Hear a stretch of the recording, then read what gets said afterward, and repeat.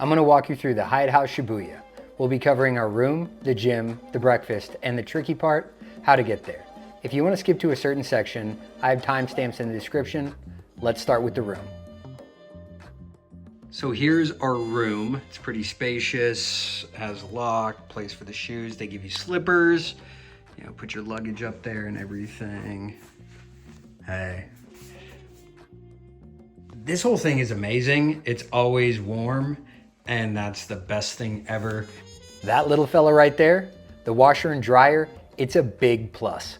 We wanted to travel light, so we knew we'd be doing laundry. Having a washer and dryer in your room is a game changer, and we know because we didn't have them in any other rooms for the rest of our trip. We thought we'd use a laundry room in other hotels we were staying in, but we didn't think about all the other guests who'd want to do the same thing. At one of the hotels, we ended up chatting with a hotel guest who'd been trying to get a washer and dryer for 3 days. We ended up going to a laundromat. Moral of the story, take your laundry into consideration on your trip. If you can get a washer and dryer in your room, do it. And if you can't, pick a laundromat that has something cool by it so you don't waste your time. Okay, back to the room. There is some weird stuff about the bathroom. For example, this is your shower, right? And your shower is always going to be angled, right? You can twist it, it's gonna twist back. You can twist it, and it's gonna be a little bit wonky. It's a little hard to deal with.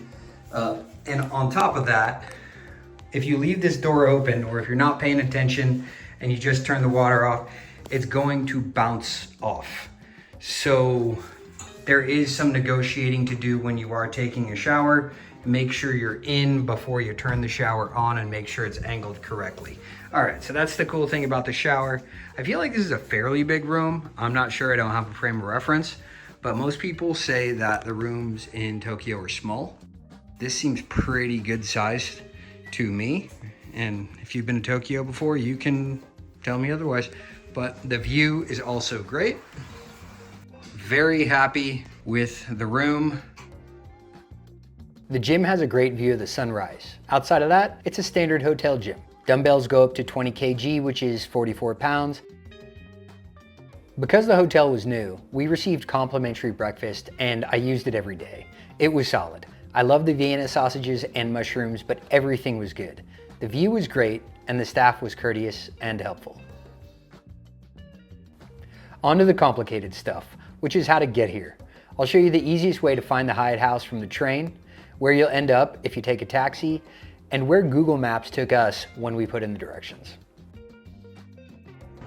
So if you're coming in on the Yamanote line, which is going to be both airports, make sure to get off at New Southgate or to exit at New Southgate. The reason why is, as you can see, if you walk along here, there's Hyatt House. That's the 3rd floor. That's where you want to enter. If you take a taxi, that's the 2nd floor. But then go into the 3rd floor, then go up to the top floor to the lobby. You know, over there is probably Shibuya Stream, and somewhere over there is Shibuya Scramble. So you walk into the Hyatt House Tokyo Shibuya. This is the 3rd floor. I've never seen anyone here, but the elevators, number one, it smells amazing. It's like some kind of oil or something they're using. Either way, it smells amazing. And you want to go to the lobby. This is the lobby, which is also where they have the pool and the breakfast area. We came in on the train because it seemed easy, and initially it was. But if you were to take a taxi, I want to show you that entrance and where it is in relation to everything else. The stairs on the left will bring you up to the 3rd floor. This is the ground level entrance, which is a bit difficult to find on foot, and reviews said taxis had a tough time finding it too. This will be on the 2nd floor in the elevator, and if you want to go over to the train station, you'll have to go up to the 3rd floor. We landed at Haneda and took the KQ line to the Yamanote line. But even if you land at Narita, there's a good chance you'll end up on the Yamanote line as well. When we arrived at Shibuya, we didn't understand how large the train stations can be or how important leaving out of the right exit was. So the red is how big the train station is. This is exit A8, exit B4, C2, etc. The new Southgate exit is right here. We didn't know we could get out at the new Southgate exit and then cross a bridge to be right at the Hyatt House. We ended up walking down this street on literally the wrong side of the tracks, ending over here at Shibuya Stream. Turn-by-turn directions did not work.